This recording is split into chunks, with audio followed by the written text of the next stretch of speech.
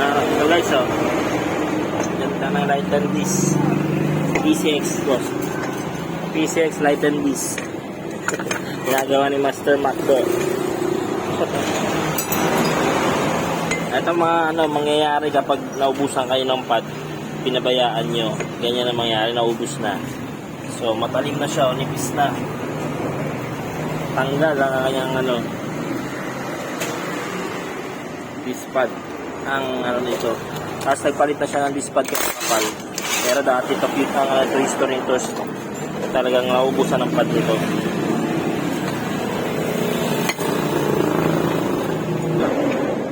Ito guys, na-lighten. Kaiwan yung kaiwan yung disc. Ito na-lighten na. Ay, sorry, makakasira yan niya. Hindi, wala nang pad to. Ayan, wala nang pad. Naubos. So, kinain yung niya, disc niya guys. Ang talim na. Kaya ingat-ingat eh. Kaya huwag niyo papabayaan yung mga disc pad nyo. Para hindi ma-change all. Sino lang nakawala doon?